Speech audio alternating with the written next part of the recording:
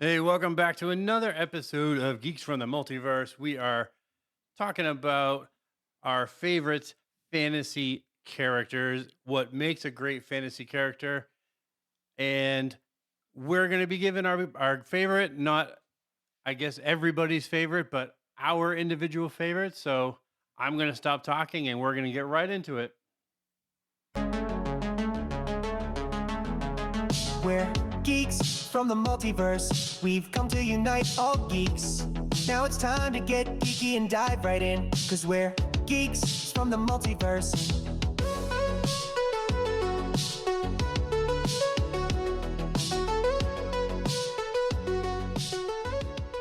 Hey, welcome back to Geeks from the Multiverse. I am one of your hosts, Grumpy Beard.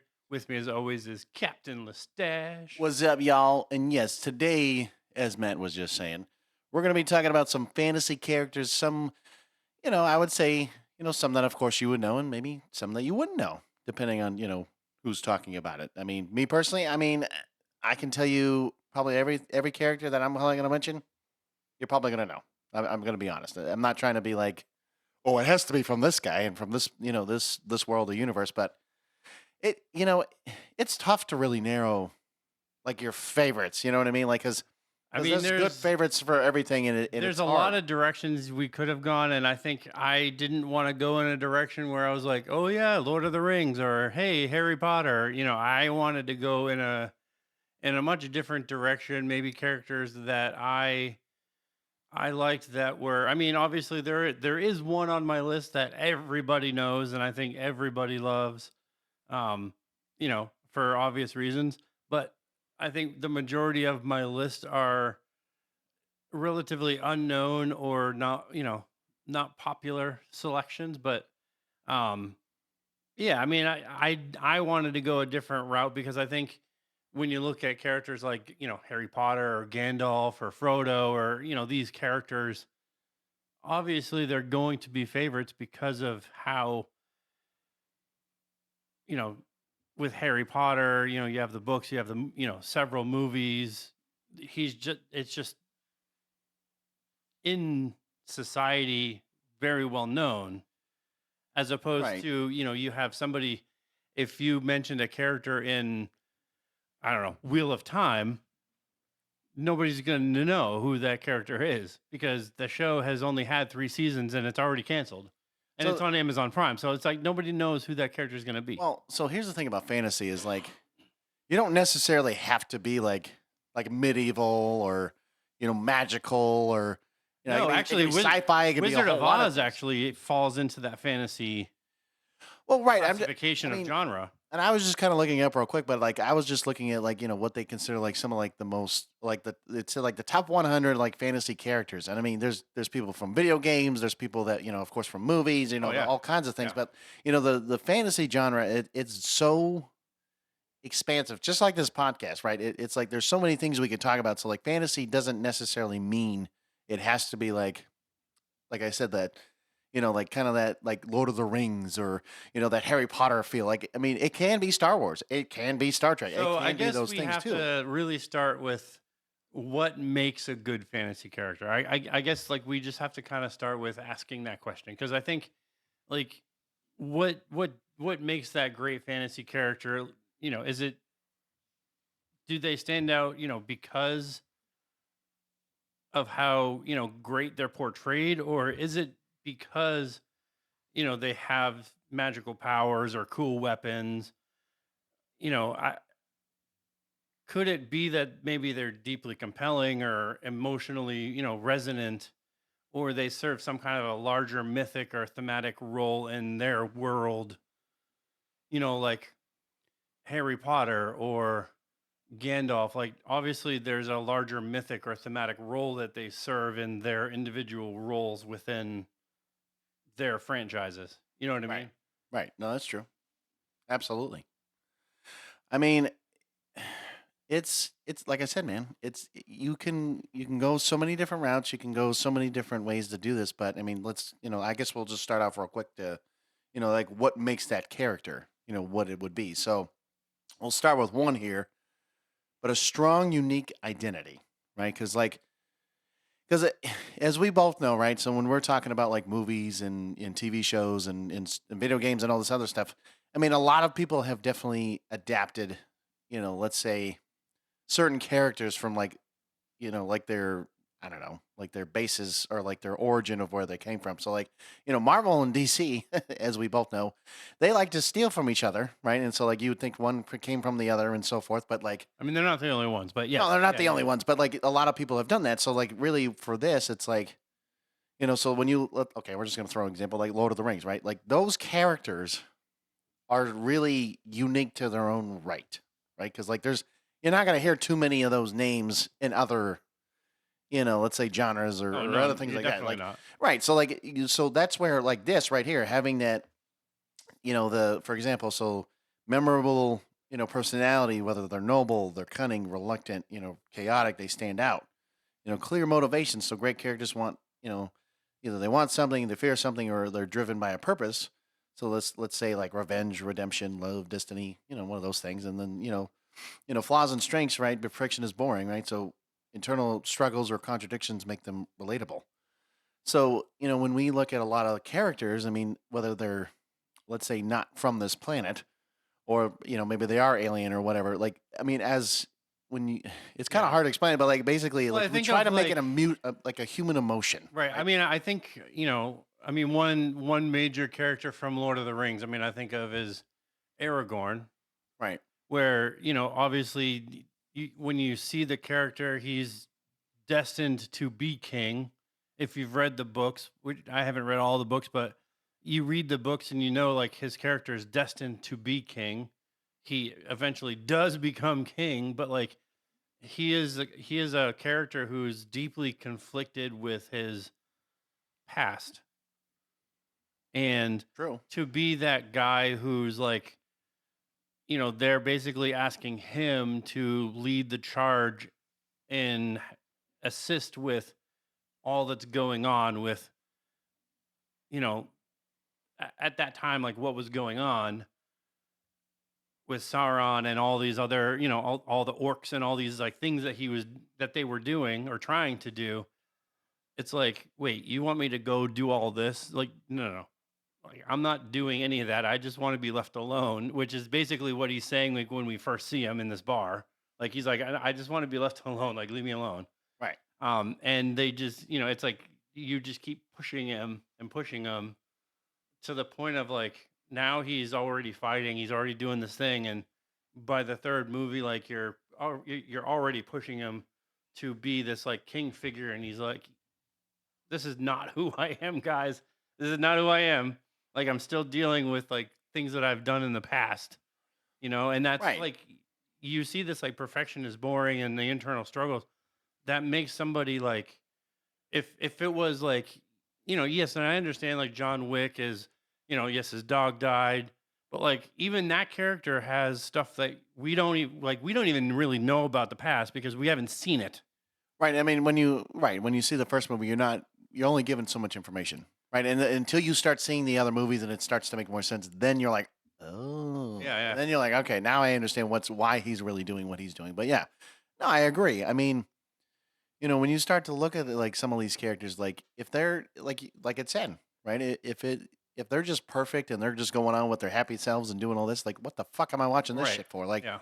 why wouldn't I want to have like I don't that want to see emotional struggle? perfect characters just doing their thing. Like, Well, it's like the AI and shit that we just talked about. Like they all were having some shit, right? right. There's all bullshit going on there. Like if it was just Yeah. like okay, I mean, if everything's they hunky were all dory, just OP characters, then yeah, they would just be decimating everything, and that's not fun at all. I mean, you want like characters who they want something or they fear something or they are driven by like a main purpose. But I'll move on to number two. So that's they have a connection to the whatever world they're in. They have a connection to that lore or magic.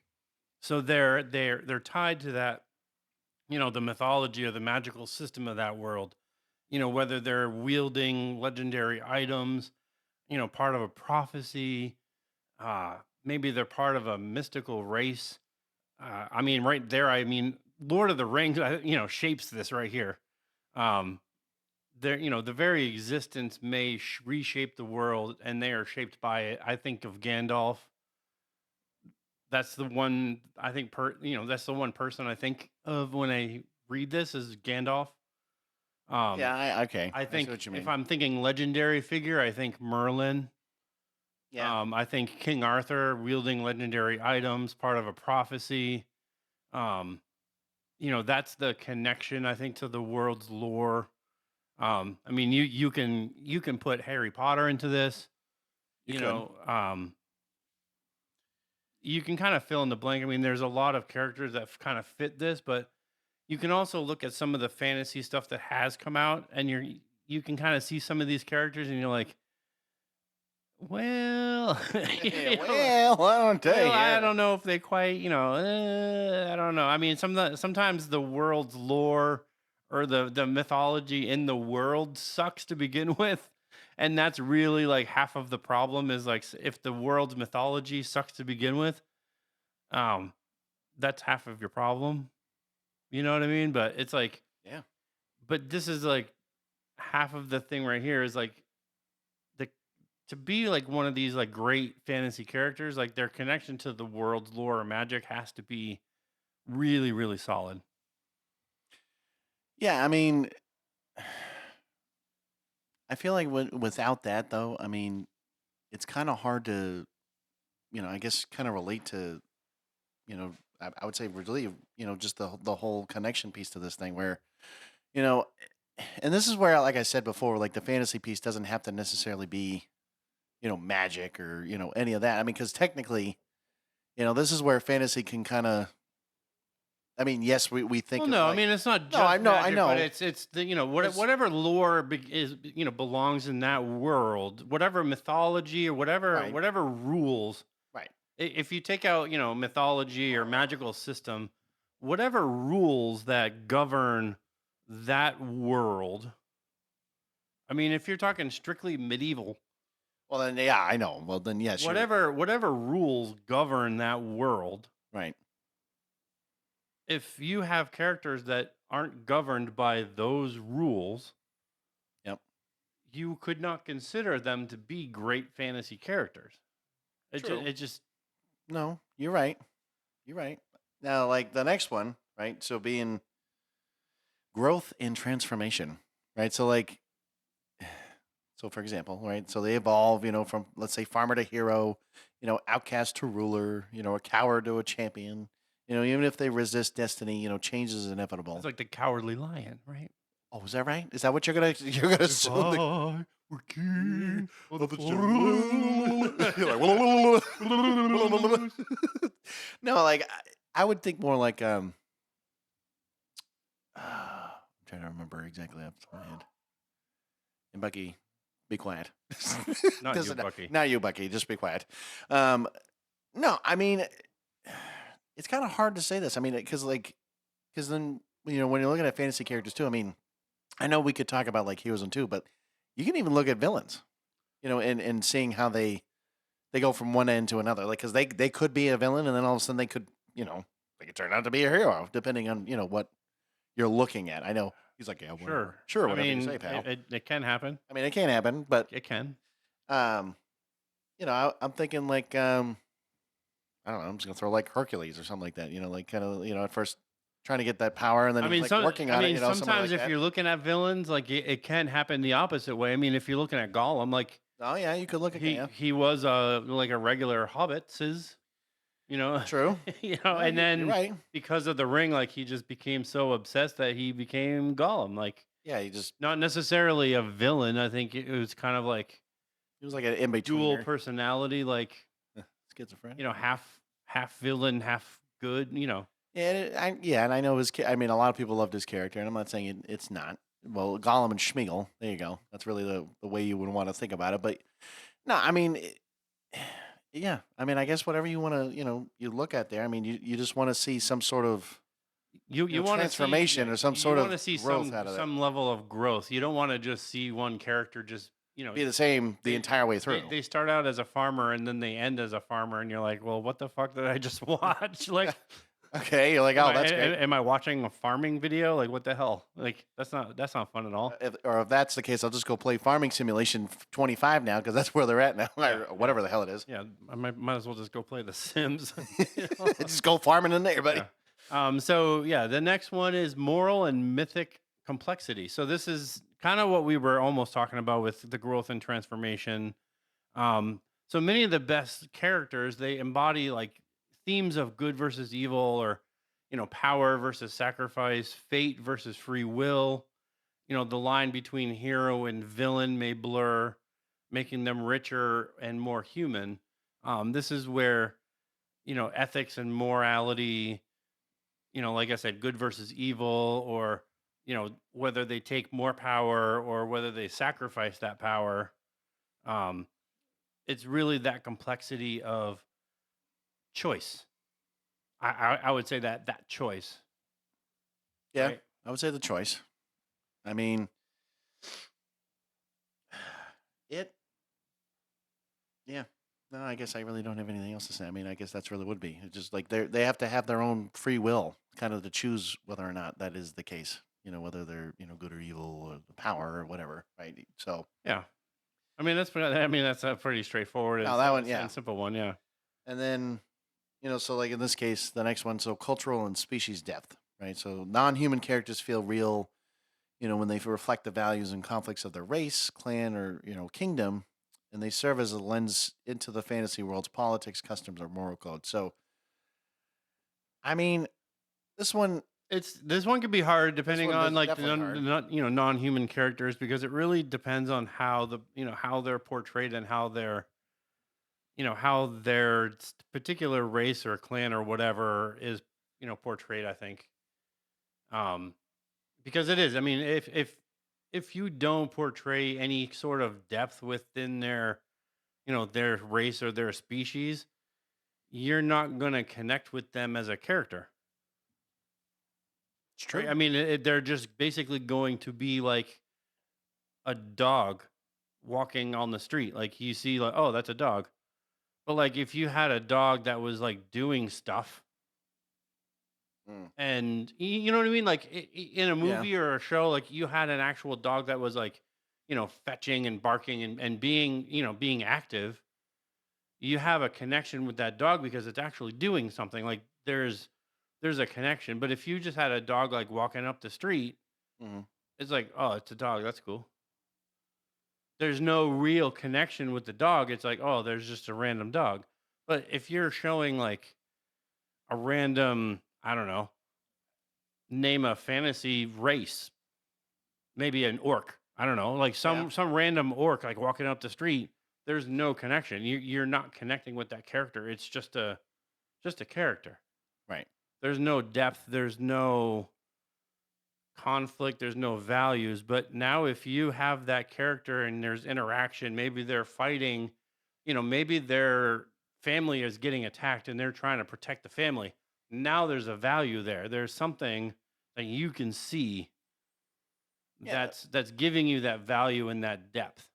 Well, and that's kind of going back to the whole human emotional piece. Like, if you can't relate to people that are watching it in a sense, like if they're lost in the damn story and you're like, well, what the fuck does this orc and this dog have to do with anything about the fucking story? And like, is there any emotional piece that I can connect to? Right.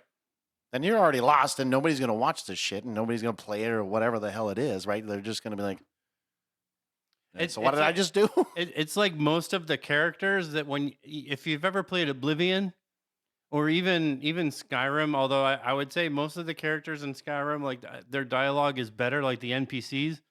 The Skyrim characters are a little bit better with the dialogue, but like if you've played Oblivion, especially remastered, the dialogue is exactly the same with a lot of the NPCs, and there is like almost zero emotion with some of them, and it's like, my God, like they could have at least put a little reflection into the voices. Yeah. Just a little bit, A little bit there. just a little bit, and it's like you walk by and well met, and you stop and you like start talking to them, and they're just blabbering on, and it's like, buddy, I I don't care. I don't even know what you're talking about, but I already don't care. I just want to slay you so that I can move on. Like I just What kind of shit am I watching? yeah, I just want to slay you so that I can move on. So the very last one is a sense of mystery or destiny. Many great characters are surrounded by some kind of a prophecy, a legend, ancient secrets.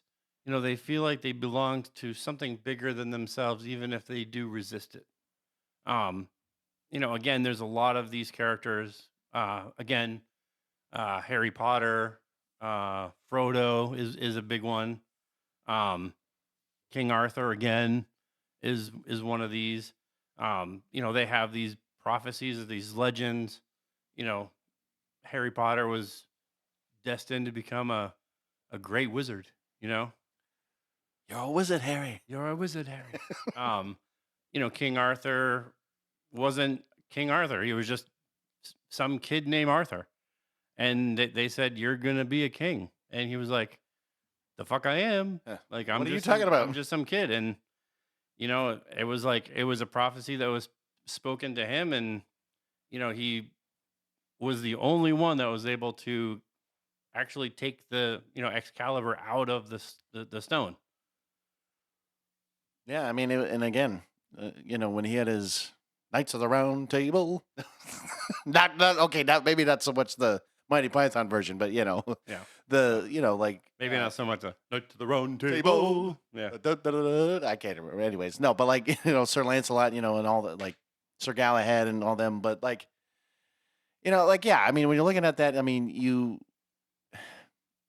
you want somebody that's gonna have the capability, to give that, like, it's almost I'll say it, man. It's like that legacy feel that like, okay, hey, this is a great, you know, like when you talk, I don't know, like I feel like you I just know have to have it's. some persona. I know it's not fantasy because it's like the Superman TV show Yeah, or Smallville. I'm sorry, Smallville. But Smallville.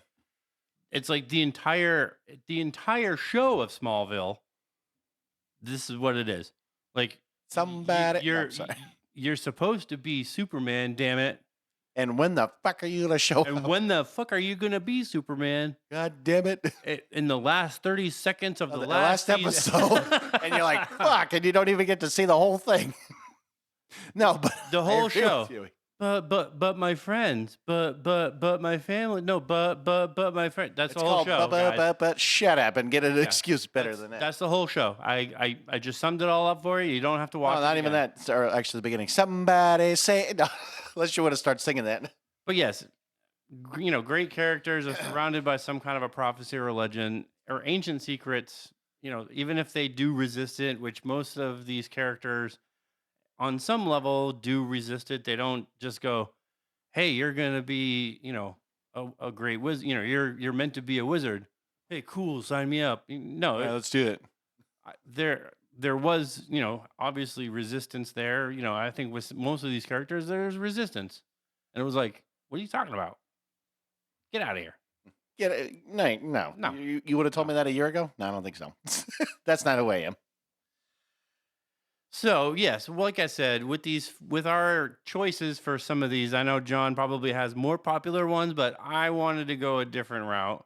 I did not want to state the obvious and go with like Harry Potter or Gandalf or I think some of the more popular ones. So I did want to do something a little bit more unique. I will do my first one if that's okay. Be my guest. So I went all the way back to 1984, which I believe the movie was actually 1986, if I am not mistaken. But As he looks this up. I am looking it up. But the movie is Highlander, and it is one of my favorite movies. 1986, fantasy action and adventure. Christopher Lambert, Roxanne Hart, Clancy Brown, and Sean Connery. So the movie basically chronicles the war between immortals. And the idea was that, and this is, I mean, the series, which was a little bit later, I believe the series was in the 90s. but the show really took off with this idea that there could be only one at any given time, and this war between immortals really ignited when if you beheaded another immortal, you could kill them. And once you killed another immortal, you experience what was called the quickening. And the quickening is the release of a dead immortal's memories, their energy, and their strength into the immortal who basically killed them. So in the series, it became like more of a game or a hunt. So the other, other immortals would gather and they would hunt these, other immortals to get this because they would become stronger essentially, Right. and you would get all of their memories and all so if you Right. if you killed an immortal that was literally alive for 1,000 years, you have 1,000 years of their strength, their memories, everything. Right. So any skills maybe they would have learned or anything like that in between. Right. So, skills like sword fighting or any, basically if you were to think of it as like the Matrix, Oh yeah. maybe not like, Oh flying a well, like Agent Smith. helicopter or Yeah, shit okay, like yeah, that, but yeah. like any knowledge that they would have or anything like that, you would get from them. So the character that I have is from the movie from 1986. It's Connor McLeod. He was played by Christopher Lambert. Connor McLeod is a 16th century immortal born in Glenfinnan, Scotland, near the shores of Lochshiel. Lochshiel. Lochshiel. In the movie, he goes under the alias Russell Nash. You're like Russell talking like Sean Wheel of No. Sean Connery. Sean Connery. Yeah. No, he goes under the alias Dang, I can't say the name, man. See, I'm not the Man, only one, man. Russell Nash. There you go. He's a Scottish Highlander, and he lives and works as an antique dealer in New York in 1985. So yeah, it basically what happens with him is, um, in the 16th century, he's part of, Clan MacLeod. They're a Scottish Highlander clan, and in a battle, he gets mortally wounded by basically Clancy Brown's character, which is his name is the Kurgan. The Kurgan. But before he can finish, basically killing him, he gets chased off by the rest of the clan. And at the time in Scotland, there was, I guess, this big movement of witchcraft. And instead of dying, Connor McLeod was brought back to life. So, because he was accused of witchcraft, Clan MacLeod had declared him a witch. Ooh. And they exiled him from the clan, and they were actually going out to kill him because that was part of, like, if you were ever exiled from the clan, they would kill you. Makes sense. But there were members of the clan that had basically had talked on his behalf and said, no, let's just exile him, like let him go. Let him die on his own. Let him just do do whatever he needs to do. He'll die on his own, even though he was immortal. So he basically just went off on his own, and he changed his name to Russell Nash, and he works and lives as an antique dealer in 1985. And that's kind of where the movie takes place. And basically the Kurgan, finds him again, and that's where you kind of have the conflict where, they're fighting, and then the spin-off series, which is, Highlander. It's the same name. Right. It's his actual son. Well, not his son, but it's a descendant of the MacLeod clan. It's Duncan MacLeod. He was born decades after Connor's banishment. He was adopted by Clan MacLeod. After Duncan discovers he's immortal, Connor finds him and trains him before going his separate way. So that's kind of like the very first episode of the show. and then the show kind of plays off like all these immortals are like kind of hunting each other, and Mm. that's kind of like each episode there's like another set of immortals that are, you know, so it's like every episode is different immortal that he's kind of fighting off, and Yeah. No, that yeah. makes sense. So Okay. I definitely like the character, and I know that they're doing another movie, and Henry Cavill is going to be playing Connor McLeod, so I'm kind of interested to find out like how well they do a reboot of the. We're gonna try this again, Matt. How how confident are you that they're gonna make it really that good? I think with Henry Cavill, I think it can be good. I mean, I understand that, but you and I both know production, directors, writers, like all that in between. It really depends on how much money they're throwing at it and That how too. they're going to do it. Correct. I mean, But I 'cause mean, the actors could be great at it. It's really the ones that are in charge of the whole damn thing that have to if really make this if you work. if you take Henry Cavill when he was doing The Witcher, Oh yeah, that's what I was gonna say. Do something like that. and you have you kind of like replace that with a little bit of, because it's not, it doesn't all take place in the 16th century, like Right. most of it is in present day. Okay. So it, obviously in this movie it was 1985, but they were filming it in 1985. Right. So I'm assuming it would be taking place in today's world. So I mean, Connor McLeod in this movie, he was over 1,000 years old. Yeah. So Okay. I mean, he's a really good character. He fits in the, he fits within what makes a great fantasy character. There's that mysticism with the world being immortal. The with the quickening and all that. So Yeah.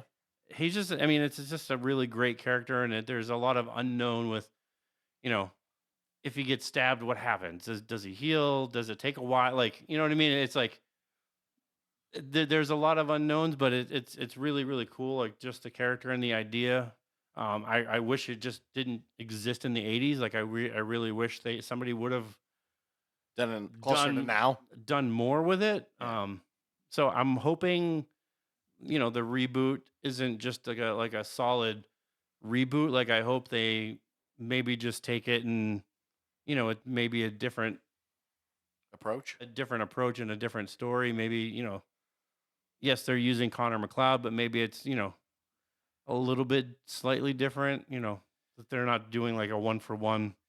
But I mean, the problem is we both know reboot, that. Well, that's the thing. We both know that Hollywood likes to, take one idea and then be like, "Oh, we're gonna either, like you said, we can, either stick to the blueprint Hey, or we get." at least it's not Denise McLeod. You know what I mean? Like it's Oh, not like a weird like it's like they didn't gender swap it or Well, that's true. Like, hey, something weird. But well, I'll hold on. Don't get your hopes up because now that you mention it, now they might be like, "Oh, actually, you got a good point there." all And then they- I can know for at the end of the day is that that they do this movie justice, because I think it deserves justice, because there are a lot of Highlander fans out there, and I loved these movies when I was younger. Um, they're kind of cheesy now, and I get it. Like Christopher Lambert in the '80s and the '90s was a cheesy ass actor, but that's what movies were in the '80s and '90s. True. You know what I mean? that was true. But I absolutely loved them, and I think the characters are great, and I think they deserve a reboot that's done really well. Okay. Okay. I'll leave it at that.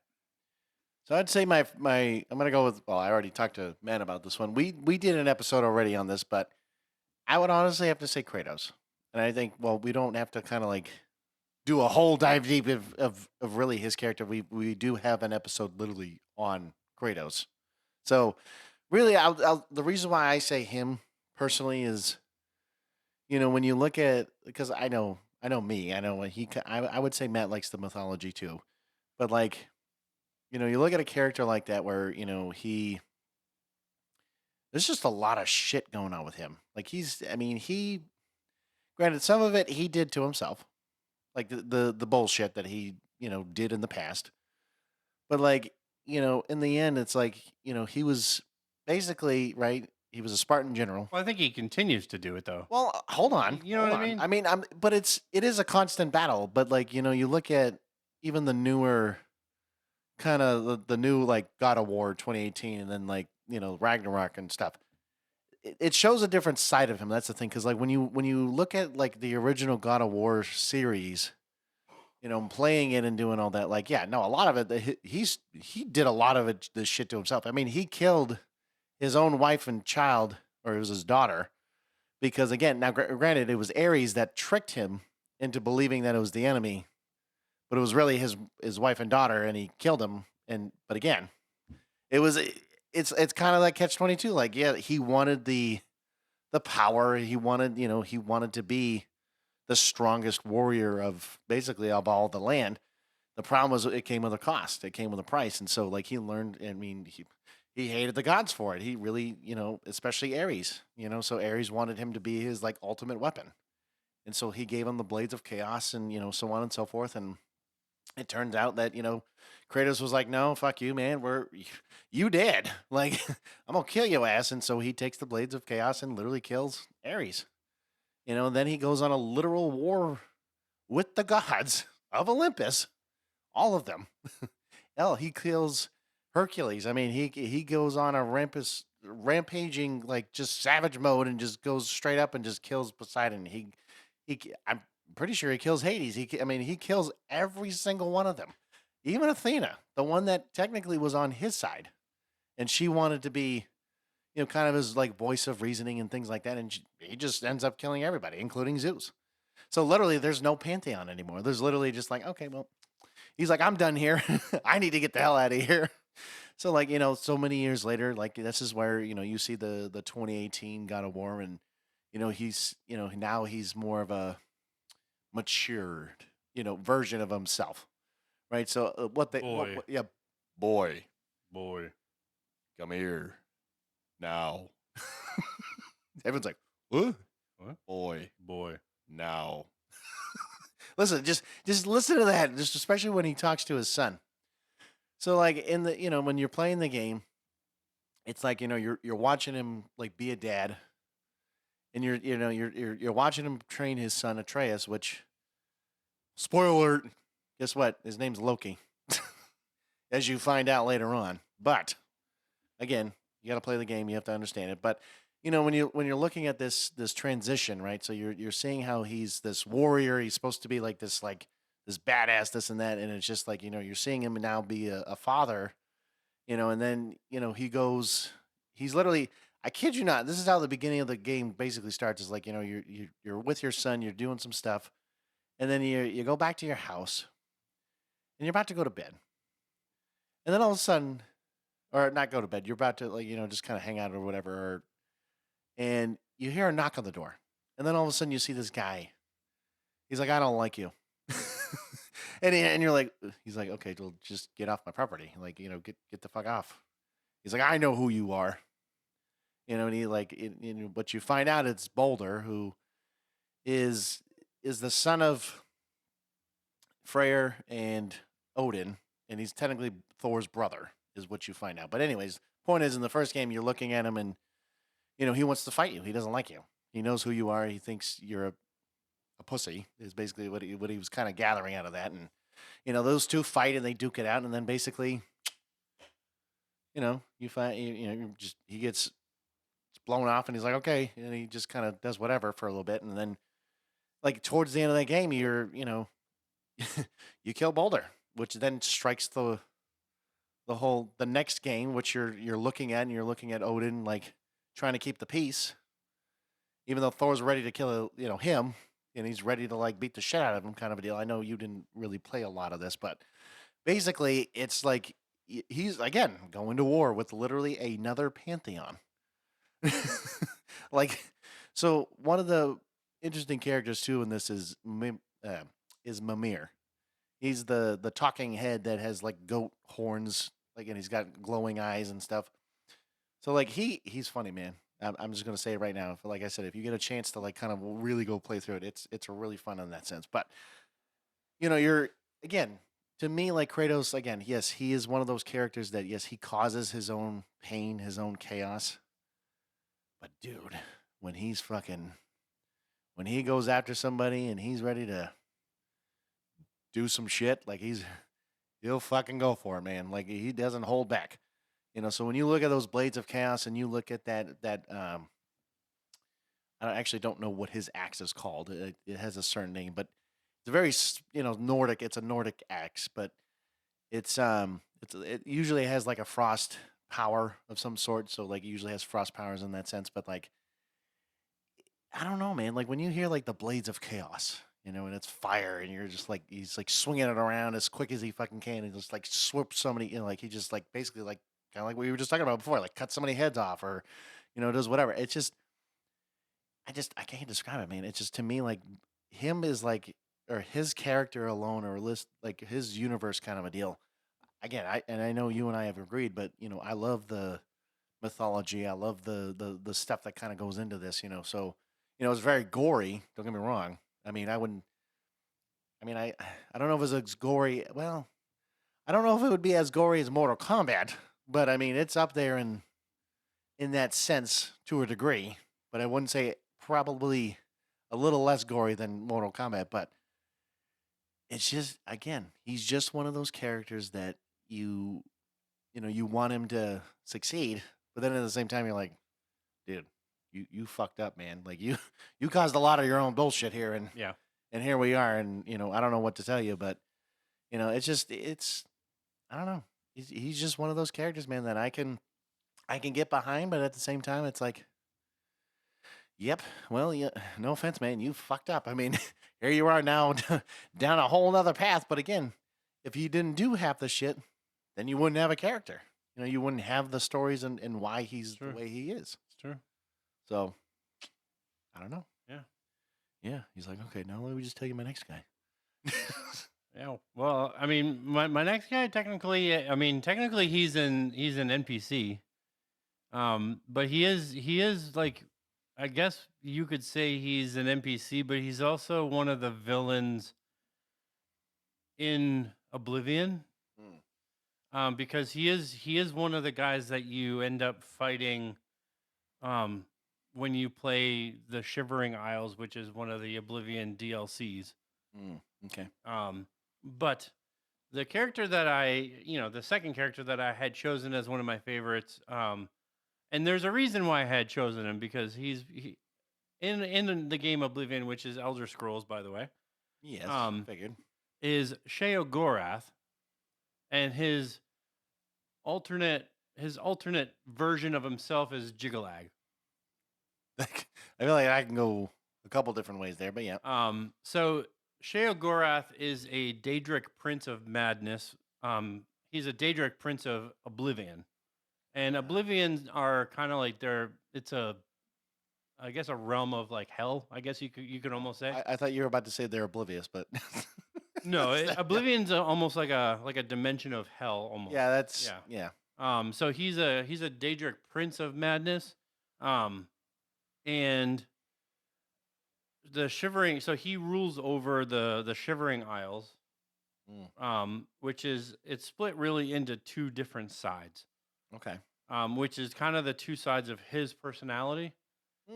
So there's mania and then dementia, and mania is colorful. It's fantastic. The colors are brighter. The dementia side is darker, much more ominous. When you go to the mania side, his guard, where they have gold armor, their faces are gold. On the dementia side, his guards are, their armor is dark and their faces are dark. So there's like two different sets of guards for each side. Yeah. And then with the Shivering Isles, they're split into basically eras. So I believe when you start the game, you're in the third era. And every era, basically, they go through this process called the Grey March.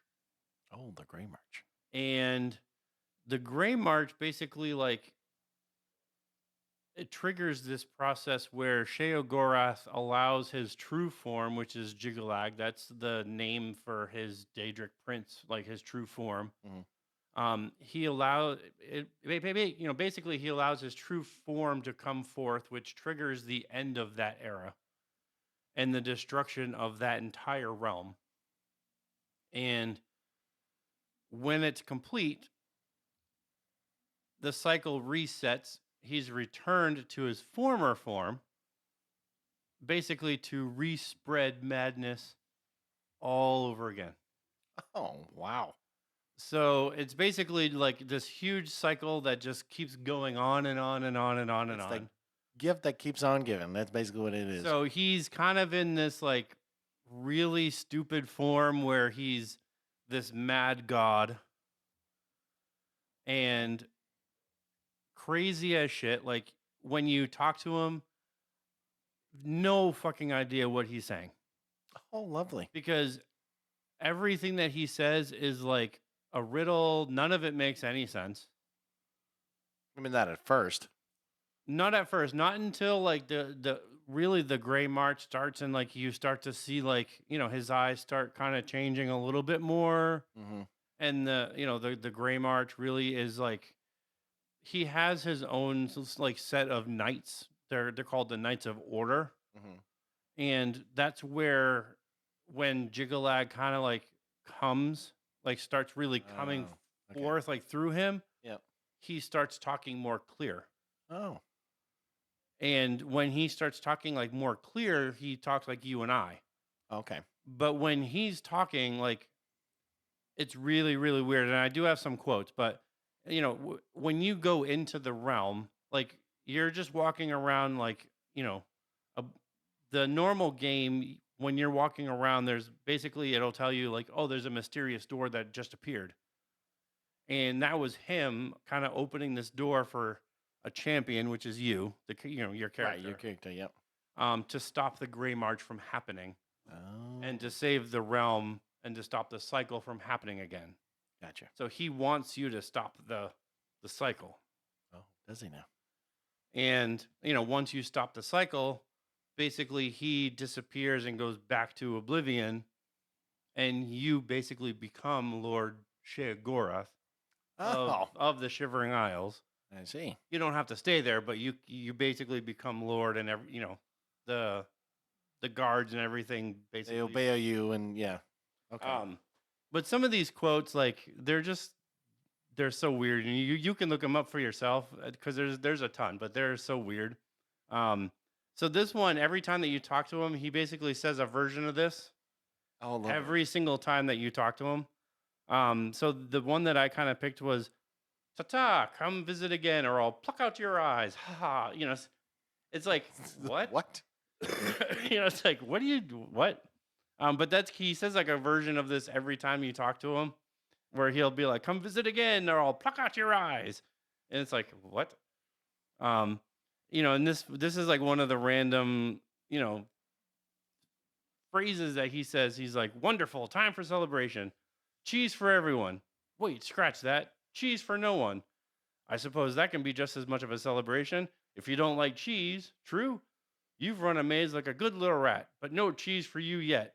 Well, maybe a little. Like, what are you wait, contradicting yourself the entire wait, time? What? It's like, what are you, what are you saying?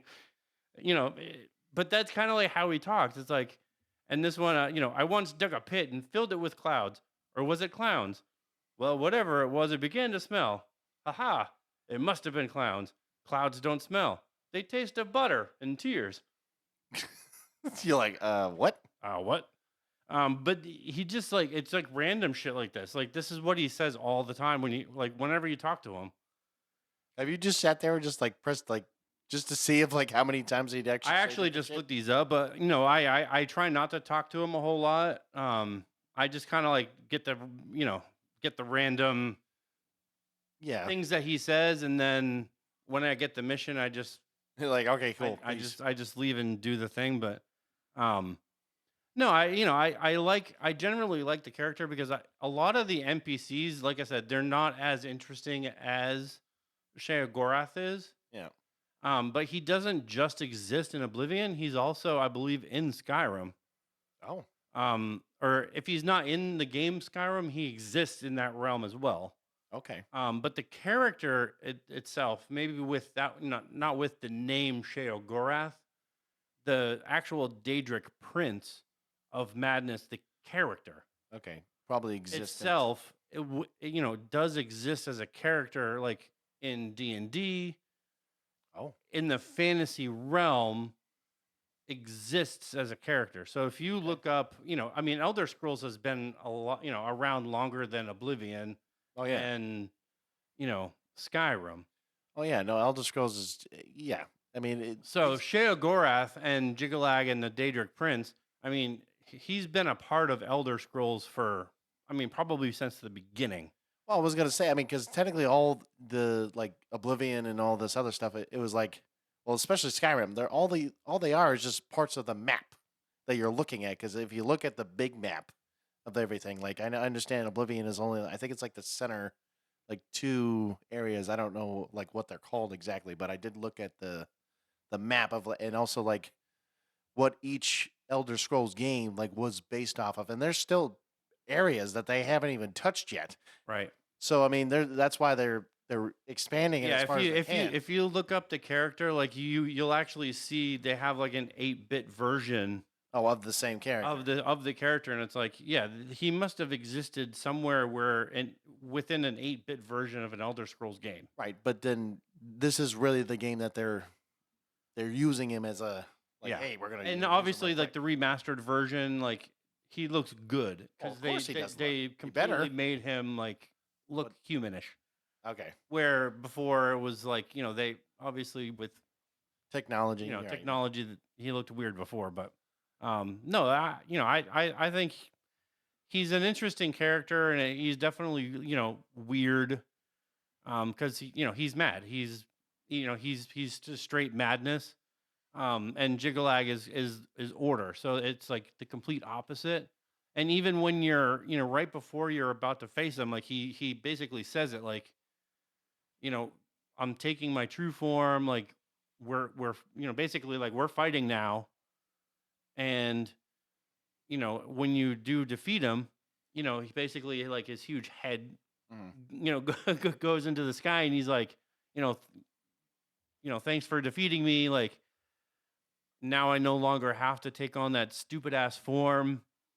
Basically, that's not what he's saying, but he's basically like, now I don't have to take on that stupid ass form, like of Sheogorath. Like, I don't have to do that anymore. Like, he prefers order. He prefer like not Well, the chaos and madness that what I find the interesting, role gave him. what I find interesting though is the names, right? So I would have thought Ziggurat would have been like the opposite, like that would be like the name for the order and like discipline and things like that. Where Jiggalag, what I thought that would have been I more think like Sheogorath was more of a title. okay, because I mean to me it sounded like you know what I mean. Like Jiggalag just sounds kind of funny. Like maybe there is chaos. Like you know what I'm saying. Like it's kind of weird how they switched it up a little bit. And I know it sounds weird when I say it like that, but to me that's how it would sound like. It would be like Jiggalag would be the chaos. Maybe that's just versus- what he called himself, like when he was actually Sheogorath. I mean, maybe. I don't know if that was like his Daedric Prince name. I don't know. No, I know. I mean, clearly we're not going to know this. I mean, you'd have to be the creator of the game, or you'd have to know like why the reasoning behind it. But yeah, no. I mean, when you're arguing to yourself about cheese for everyone, wait, cheese for no one. I suppose that could be much of a it's like you're just arguing to yourself about Yeah. cheese, and You're like, well, what's the point of this? I mean, basically, like you're saying like I'm gonna become Jiggalag, and you're like, well, that's who the fuck is Jiggalag? And Like, who the fuck cares at this point? But okay. but like I said, I think he's compelling enough where there's enough kind of like mystery where you kind of have to read between the lines of like what he's actually saying and what he's meaning, Mm. because with a lot of these, like you don't know like what he's actually saying and what is like stupid. Like most of this is just stupid, and it's like most of that is dumb, except for the wonderful time for celebration. Everything after that is just not necessary. Fair enough.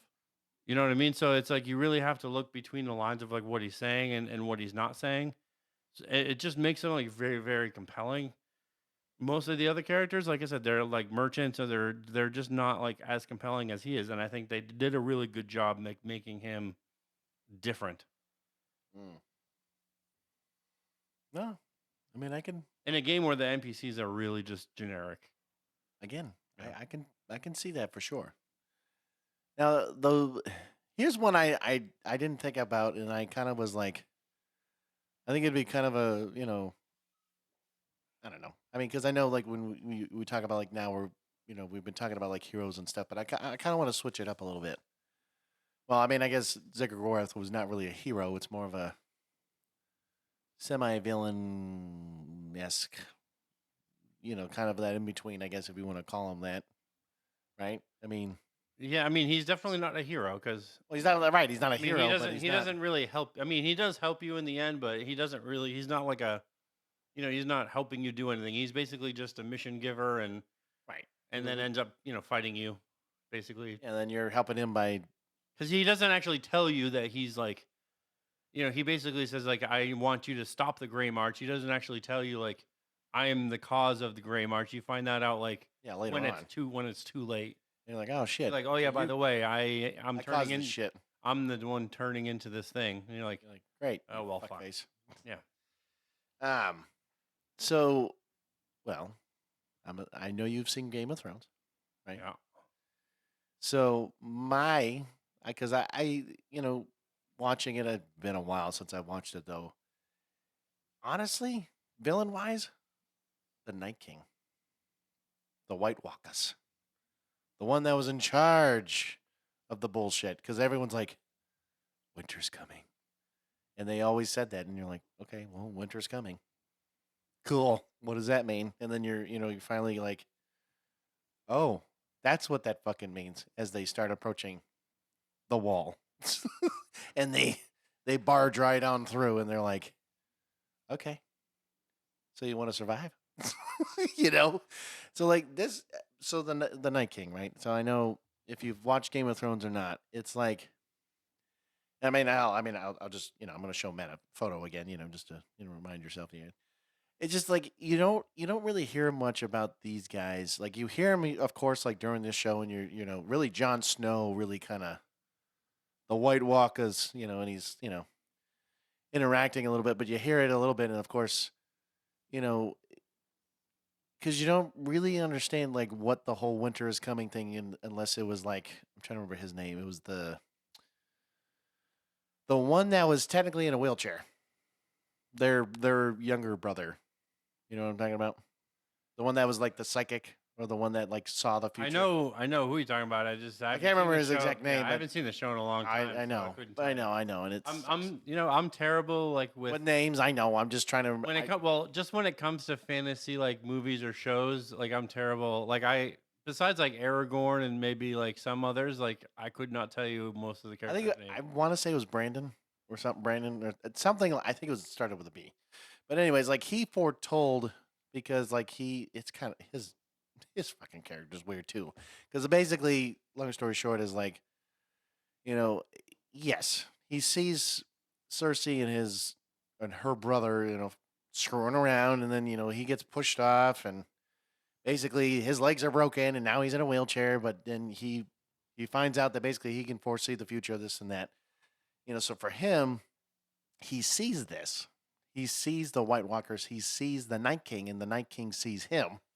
So he gets freaked out about it, by that dream thing or whatever. But the point is, though, about the Night King is like, you don't really know much about these guys, really, until it was like closer to the end when they finally started to show up. But like, it's that mystery where like, at that one phrase, like, winter is coming. Like, you hear it all the time, but you don't actually know what the fuck you're talking about because they don't really mention it because all this other bullshit is going on. So like, who's gonna take over the Iron Throne? Like, who's gonna take over this? And like next week you'll find out it's Joffrey, or next week it's so and so, and you're like, what the fuck, man? Like, what's going on here? And then you finally find out, oh hey, the Night King. Like, oh, he's actually your major threat right now.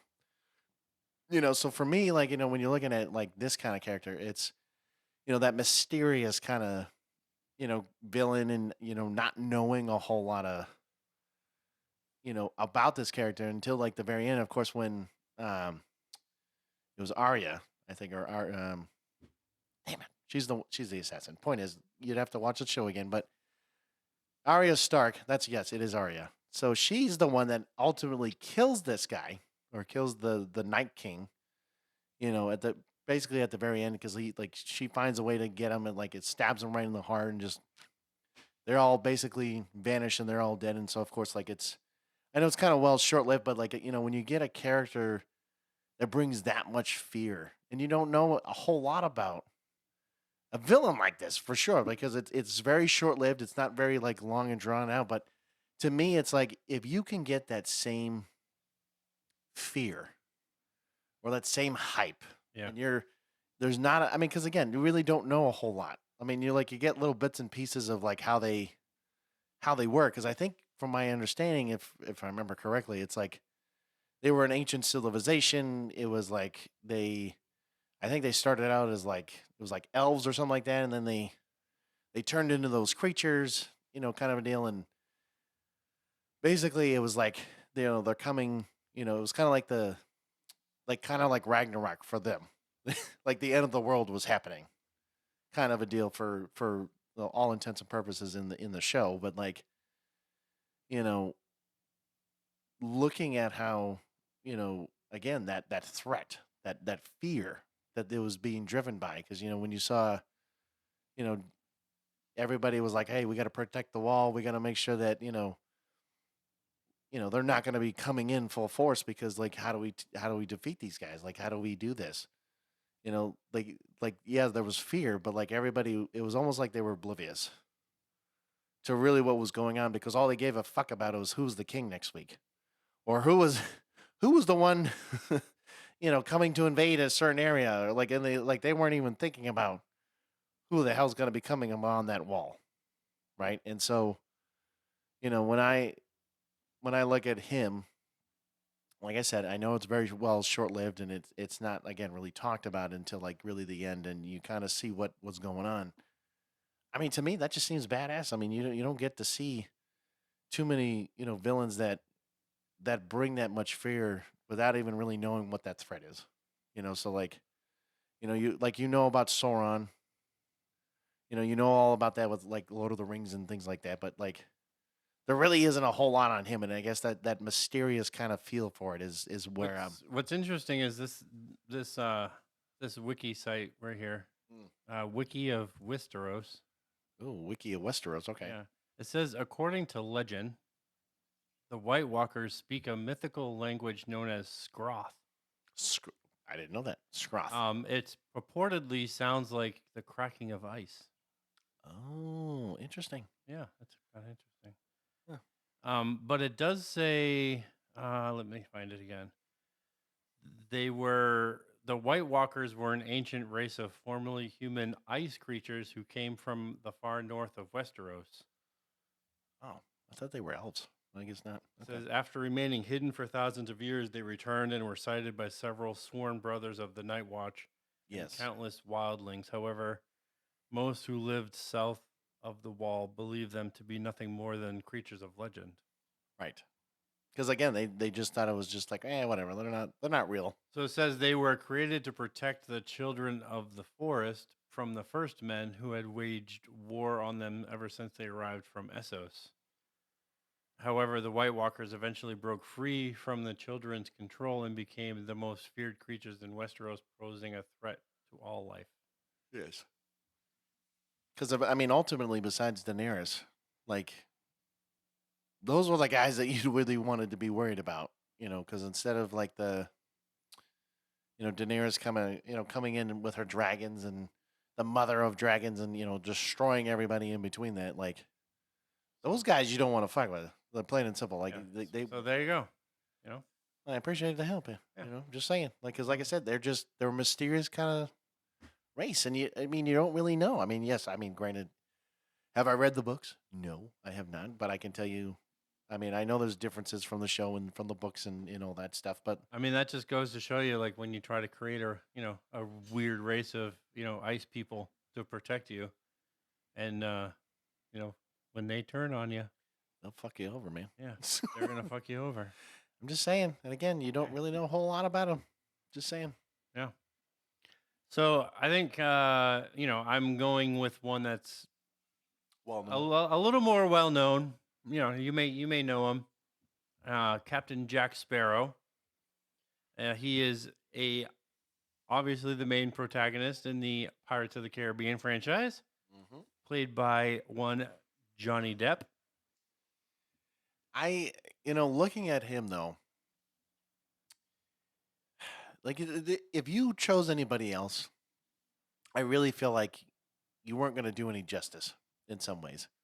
Because like when you saw him for the first time playing, Jack Sparrow and in Pirates of the Caribbean and doing all that, like it was just a persona, man. Like he just embraced it, and it was like another thing coming. I mean, his improv. I mean, I don't know if he did half of the movies that he did, like with improv and stuff, but like when he's running from those like Indian, I don't know what like the tribal people or whatever, and he's like trying to run to his ship, and he's like running Yeah, like an yeah, idiot. yeah. Like I don't know if like that was scripted or if that was just something he was like, "Fuck, I'm just gonna make up and I'm just gonna start running like an idiot," and some of the quirkiness.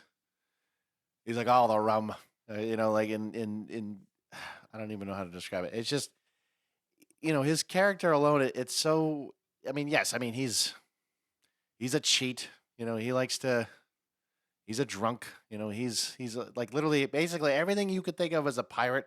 He embodies everything about it. But it's one of those things where you want him to succeed at some point. But again, just like Right. Kratos, he fucks up. Like he's the one that causes a lot of the bullshit. So like when he loses the Black Pearl, like Barbosa. Oh, he's another good one, man. That's another good character. But um, like he gets into a tiff with him, and it's like he he lost it, and Barbosa got it, and it's just I mean I So can what? go Yeah. on and on, but What like he was just what was interesting though is initially in the early versions of the script, um, they had wanted. I mean, with the creation of the character, they initially wanted Hugh Jackman. of course they did. He just wasn't well known outside of Australia, I think at the time is what this says. So they had casted Johnny Depp already, but basically other actors that were considered, and I mean I some of these I don't agree with any of these three, but Oh, go ahead. I'd love to hear it then. Jim Carrey. No, no fucking way. Could you imagine No, I like could not imagine he him would doing be it. more of like like Bruce Almighty Sparrow, Yes, like or that, or know, like the mask, or something like that. Ace Ventura Yeah, Sparrow, like probably Ace Ventura. Michael Keaton No, he's too damn old at that point. Like, especially now. and Christopher Walken. Are you shitting me? That no, it's like with Michael Keaton. He's too old. He can't play those roles. That's not a good fit. Yeah, I mean, definitely not. But no. what I do think is interesting is like they're saying like the character actually, and I kind of do see this. Um, is it's based on a combination of Rolling Stones guitarist Keith Richards Okay. and Looney Tunes cartoons, Yeah. especially Bugs Bunny and Pepe Le Pew. Yeah, I can see that. Now that you mention it like that, yeah, I could definitely see that. So yeah, he basically, obviously Sparrow is the pirate captain of the Black Pearl. Later revealed in the movies to be one of the 9 pirate lords of the Brethren Court. Um, he's basically, I mean, he's defined as a trickster. He can be treacherous, survives by basically using his own wit as guile and negotiation rather than, straight up force. Usually would opt to, I guess, flee or run away, like you were just saying. Like Yeah, he's just he running away from every single thing. most like dangerous situations. Only fighting like when necessary. But I think like he's just become such like an iconic character um within like Disney, and I think when you think of a pirate, as far as like right now, I mean obviously we're talking about him right now, but I think when you think of a pirate in today's society, I think Jack Sparrow is one of the first ones that people will think of. Well, what's funny is like the Maybe Captain Hook like would be probably a maybe close another second, one, maybe. but like Well, So what's funny is like, so when you look at Pirates of the Caribbean as a whole, like technically, the movies were based off. I don't know if you knew this. Yes, back in the day, Disney had a ride called Pirates of the Caribbean. And so they literally based these movies off of a ride that they created. And then, of course, used their imaginations and so on and so forth. But I was like, seriously?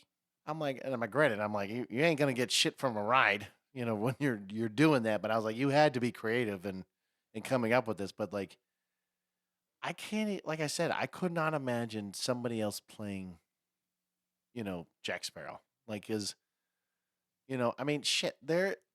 I know it's gonna sound stupid, and he knows this too. But like, they literally made a song about his character. Lonely Island did, and it was with oh,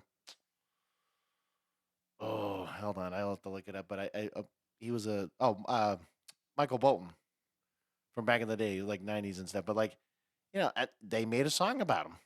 It literally, I'm not gonna sing it, but like you look it up or whatever. I mean, literally, they talked all about his his movies and things like that. And I'm like, I'm just saying, when you have your own song from Yeah. a character, I mean, that tells you a lot. And so, like, you know, it's just again, I agree with you. Like, it's just he's just one of those characters that you have that like that appeal, that essence, the legacy, the history behind it. Like, it It says 2011 what comedy group The Lonely yeah, the Island Lonely in Island collaboration with Michael Bolton released a song named for Jack. for Jack. I thought it was Jack Sparrow. That's what I mean. The Lonely Island. I mean, the thing said for Jack, but the picture says Jack Sparrow. Yeah, no, the song is called Jack Sparrow. Yeah, The song and music video debuted on Saturday Night Live yeah, as an SNL digital short. yes. But but like again, I know it's like a parody, but like, just saying, he has his own song. But it's again, he's just one of those characters, man. I mean, you wanna side with him. He's funny as hell. Like, it's the stupid quirkiness. He's a drunk. I mean, majority of the time he's probably drunk, and then he runs away Yeah. from every situation he's ever in. But But I mean, he's in video games as well. So they've done a Pirates of the Caribbean yeah, video game. video game. They have one for at World's End. They have a Lego Pirates of the Caribbean. Um, it says he also appears in Kingdom Hearts series. I must have been in like the It third one or it something. says Kingdom Hearts 2 and 3. Oh, A Pirate's does. Life expansion for the video game Sea of Thieves. Fortnite Battle Royale.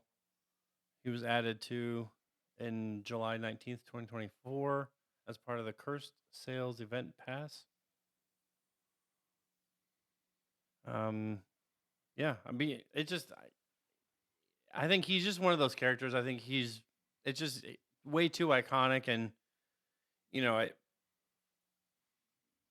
way too like, a lot of the characters that you look at this, even the CGI in those movies, especially like with Barbosa,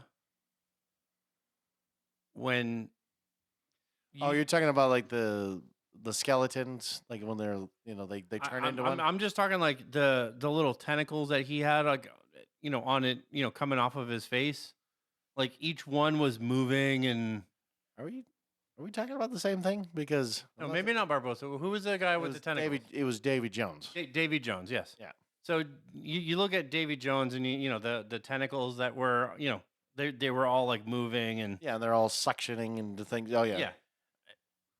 You look at some of the shit that like Marvel is doing, Yeah. right? Like that doesn't even come close. No. You're right. I I mean, mean, yeah, like sure, you can sit there and go, well, Ant-Man was really cool. Ant-Man wasn't even finished when it came out. Okay, originally, yeah. you look at the kind of work that they had to put into Davy Jones to get all of it wasn't like they were all like animatronic Yeah, tentacles doing, yeah. tentacles. No, those were CGI and they all moved. Well, they did, and when he was talking, they would all do its own little weird shit Yeah, that they were doing. Yeah, and it actually looked real. yeah, as real as it could be. I agree. I mean, Not like Quantumania when they're in this, the quantum realm, and you're like, what the fuck, acid trip? Like, did I just go on? did they go on, and like, why couldn't you just spend another month or two, finishing The damn shit. finishing your CGI? But anyways, Neither here nor there. Jack Sparrow, I think, is just one of those iconic characters. That's just, he's really, really good. So I'm gonna throw another character at you, which something we have talked about before, and I know something that you and Danielle have watched multiple episodes on, and it's been around a very, very long time. The Doctor.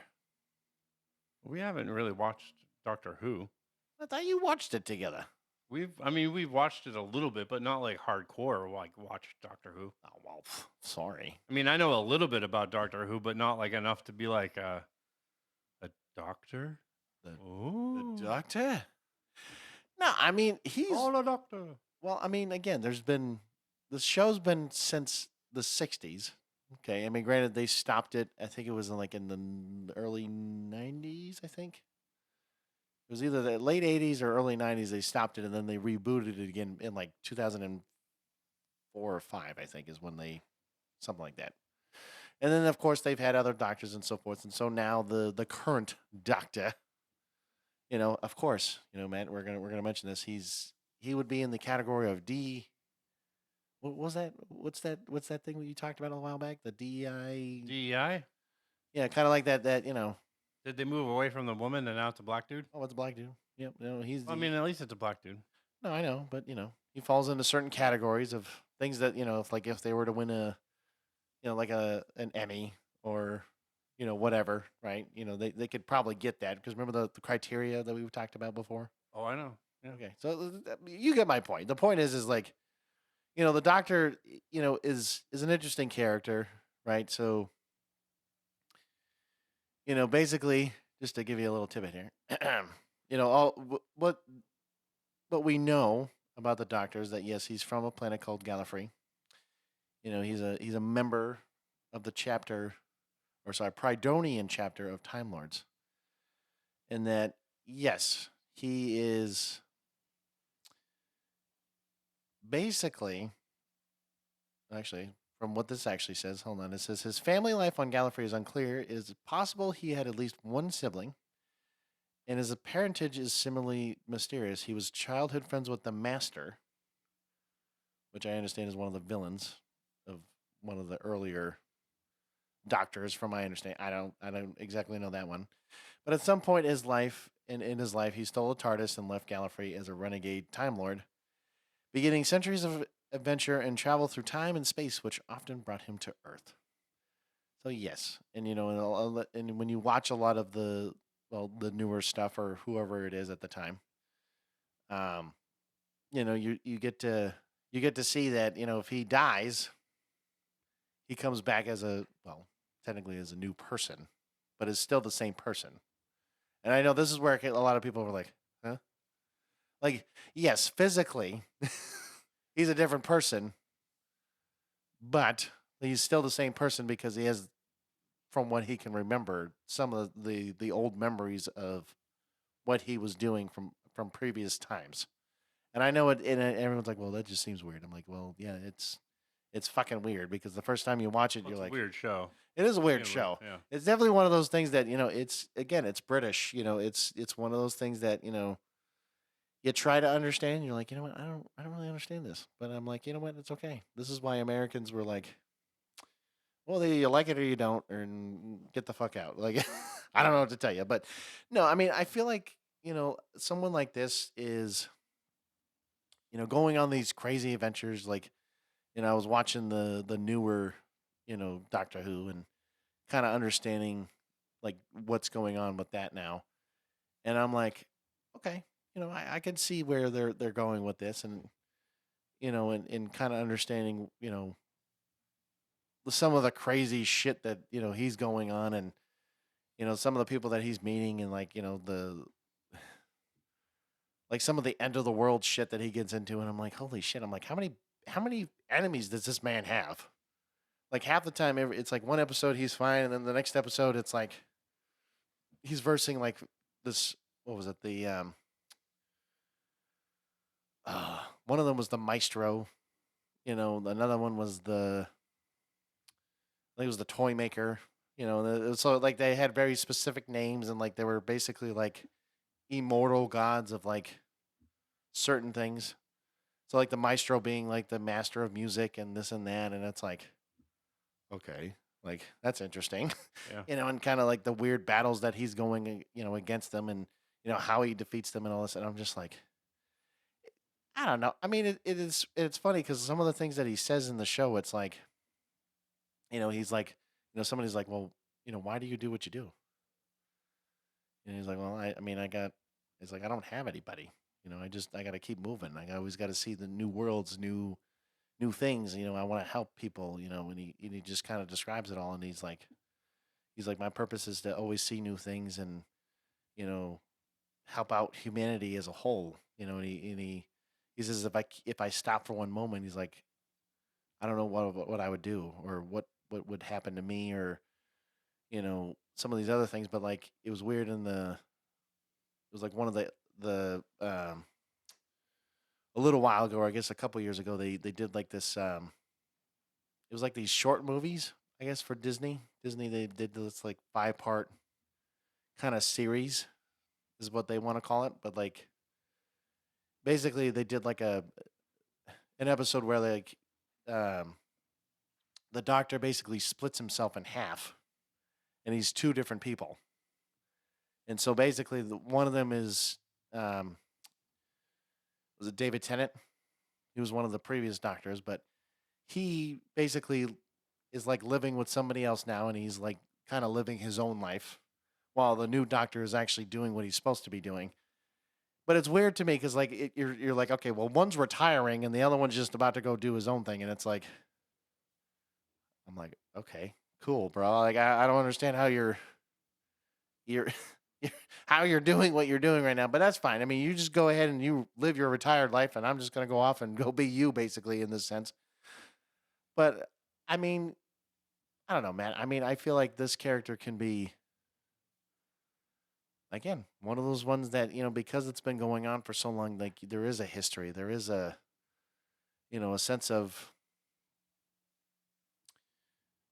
like you know that kind of human nature. Like you understand the struggles of like you know this person is an alien of some sort, but you know has two hearts. You know has extraordinary abilities. Like doesn't really quite like he does things and he doesn't know how he does it. You know he just kind of does it and he you know he learns all these new things, but he's lived for so long that he just you know he has all these skills, all these abilities, all these things that you know we can't explain, but like you know he's just like yeah I can help you out with that. I can you know fix your ship or I can do this or that, and you're like how the fuck do you do half the shit and you call yourself the doctor? He's like I just do it, man. You know, and I'm like, hey, you know what? I think that's cool. I think it's cool in its own way that you know he does whatever the fuck he feels like. He's like, I got no boss, I got no nothing. I go explore a new world, a new Yeah. Earth, or who whatever, and just he just has fun, you know, and he gets himself into trouble. You know, I'd say about 99% of the time, you know, or something else happens in that sense. It's just it's the crazy shit, you know. Yeah, I mean, I like I said, I don't know a whole lot about the doctor, but I That's how mean, you I know there's obviously like more mystery behind the doctor. well, Whether he's an actual doctor, well, no, he's you know, definitely not a doctor. I mean, if anyone but tells you it's that, just obviously it's like some kind of a traveler with a lot of intelligence, but it's obviously exploring time and space. The TARDIS being a time machine, yeah. machine.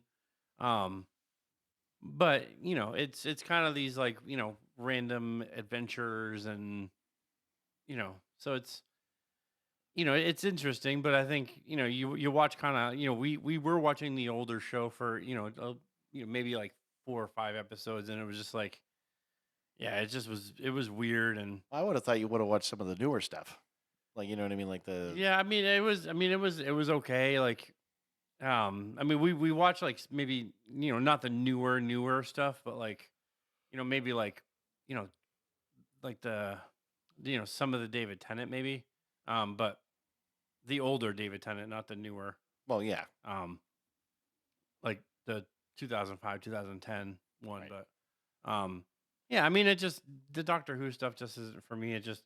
It's kind of weird, and I kind of like things that can be more easily explained, and when you can't really explain like the character to me, um, or it's harder to explain. It's like, well, he's a time traveler and he's doing, but who is the character? Like, what is the character? Well, he changes. That doesn't Like, what does that exactly that mean? that doesn't explain No, the I mean, character to me. Like, I I understand it. understand he's compelling, and I understand he changes, and I understand like the regeneration. Like, I get it, but at some point, When is he himself? at Like, at some point, like there's been 14 doctors. well, now that so this guy, the new guy, is technically the 15th, but it's fine. Well, 15. So there's been 15. At some point, When do you stop? like, when do you either stop or when do you actually go into a fucking backstory? I agree, I'm just buddy. saying, like, when do you go into a backstory of who this like, what the doctor is all about? Like, I understand, like, you keep it a mystery, whatever, but like, you have to somehow, like, somewhere along the lines, explore who the doctor. And I'm just saying that.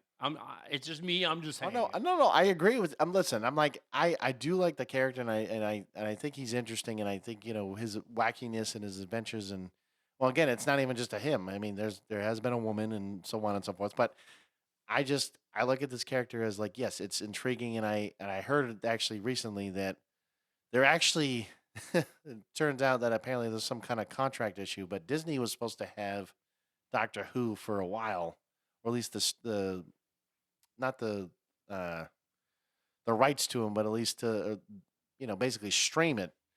So I guess for some reason they're at some point going to cancel what they have on Disney right now, and then I think Amazon is apparently, and this is where I was going to say this. They're going to, I think they're going to reboot the entire show, and I think what they're doing is they're going to start from scratch and maybe possibly go into like an origin and kind of like Oh, dive in a little they're deeper. gonna fuck it up. Oh, buddy, I'm just telling you from what I read, and I was like, okay, good luck with that because now you just Yeah, we're talking about history. I'm like, they're all gonna right. fuck that shit up. Oh, what do you mean, like Halo or Eh, yeah, you know? well, Paramount. Well, Fucked it up. Paramount fucked it up. So you're saying Amazon MGM maybe is gonna fuck it up? Is that what you're saying? Yeah. Okay, gotcha. And then your last one, and then I'll go into my last one. Well, I mean, we're already at the 130 mark, so Well, I guess we could just talk about this guy real quick. Then we'll just do a little summary of him. But good old King Arthur. King Arthur. So yeah, not really like a movie or a TV show, although he's had movies done about him. Plenty. He's had plenty. But I would say more of the King Arthurian legends. Well, he's got so many characters in there. Like, I mean, you got not just King Arthur, but Merlin, Sir Lancelot, Sir Well, Galahad. and I Blah thought of blah. putting a lot of the others, but I wanted to just go with one. I don't want to just put all of them in there. I was But just thinking as a whole because I mean the whole like slew of them. I mean, yes, like you have Merlin and King Arthur, or really Arthur in this case, before he was king. yeah, I mean know. you have Arthur, and you have you know obviously the text portrays him as somebody who is weak until he pulls the sword from the stone. Right. That's the movie. So He's chosen to wield Excalibur. He gets the prophecy from like the lady in the lake, and we know all of that, right? Right. Like, and then obviously we know the story of Merlin and Lancelot, which is kind of like his kind of best friend. his number two, his best friend, And then you got who ends up like when he marries Guinevere. Guinevere. That's what I was about to say. Yes. Lancelot is the one who Decides to cheat. who sleeps with Guinevere. Son of a bitch. Um, so we have like that kind of Yeah, the backstory, right? You have that backstory, legend, but but again, he creates the round table, and we know that that history of that right, legend. But yes, King Arthur, I think, is just that like epic character where he starts out like we said, he starts out just kind of as like this weak kind of character. honestly, I would just say not like an average, ordinary human, like just kind of somebody that you never would have thought in a million years would ever become such a legend or such a story Right. like And this. he is chosen to wield this like sword and has no idea, like, you know, at one point, like, you're seeing all these people trying to pull this sword out of the Right, stone, and they're failing like left and right. And right. then they're like, you go ahead. And you're like, Oh yeah, because I'm not gonna be able to, like, all you guys tried this and you're much stronger than I am. oh, right. And all of a sudden he just goes, "Zoosh." And pulls it right out, and they're like, what? He's the king of England. You know, you know, yeah, and and then of course he grows up, and and I'm Merlin, sure most of those guys were like, this is fucking bullshit. fucking This is bull. fucking bullshit. Look at this man. fucking This 9-year-old piece fucking of shit. piece of shit, man. This is fucking bullshit. Fucking bullshit. Oh, he's the fucking true king, huh? Oh, okay. Yeah. And then so yeah, like Arthur grows up, and he does what he needs to do with Merlin's guidance and everything else. And so again, you know, it's you're right. I mean, with And if you actually read a lot about Merlin, like Merlin, and what the actual text like in the legend say, Merlin was a piece of shit too. oh yeah, he was no better than him. Like Merlin wasn't some like wizard that was like, you know, Alakazam. Like he wasn't just doing great stuff. Like Merlin was a piece of shit. No, he was an asshole. like So it's funny how Arthur basically chooses his friends and they fuck him over. So it's like he's the big, yeah. fuck all, like fuck you kind of a deal. It's sad though. I mean, but again, like it's still, again, this is why when we're But I talking mean, about Lancelot fantasy, was a good knight though. well, Even he was though a good he knight, was even though he's a sleeping piece of with shit yeah, for sleeping with his he was wife. sleeping with his wife, but like he was still a good knight, and he was still a good friend. Even though, yeah, Again, I mean, you sleeping with your that best friend's wife, line that line was crossed. And it was definitely crossed at that point. But again, again, when you look at a story like this, especially like fantasy wise and everything else, like this again, it portrays what we've already talked about. It shows that human nature. It shows the capability of somebody coming out as a the kind of like an underdog in a sense. Like he showed up and he proved to everyone that he's worthy. He's done all this stuff, but then at the same time, it's like I mean, he's he's just wielding a that. legend, He's wielding that legendary right? Sword. the sword. I mean, Excalibur was a you know And even now, indestructible sword. right? I mean, if you think about it now, like when you look at legends and things like that, like everyone, and it's funny because unless you live under a rock, of course, like most people would know what Excalibur is, and you wouldn't have to know that. You like, oh, I know Excalibur, and you just know all about that. So it's like most people think, okay, well, I wouldn't know that. No, I would say a majority of people would understand like some of at least the story behind him, or at least have heard of it. Right. Like in that's where I'm saying like the legendary status. It's like, yes, you've heard at least something from this. You may not know everything, but at least you know something about Arthur, Excalibur, Merlin, whatever, right? So you have at least a knowledge based on this. But anyways, guys, yes, we've talked about some fantasy characters. We've talked about all this fun stuff. But I know next week we're going to be talking about what was it again, Mike? Because I couldn't remember. So next week is going to be Invincible, Yes. which is Image Comics. Yes, Image Comics. Yes. And then we are going to be talking some Marvel. Yes, a Marvel discussion. I know you guys like to hear us debate about our favorite, comic, history. Oh yeah, It's going to be an interesting conversation. I can tell you that right now. Hey, I can't wait to hear it. Then I can't wait to be a part of this conversation for sure. But, anyways, guys, yes, we've been talking about this for so long. We're definitely tired. We're ready to go out of here. But until next time. Stay geeky, 'cause we're geeks from the multiverse.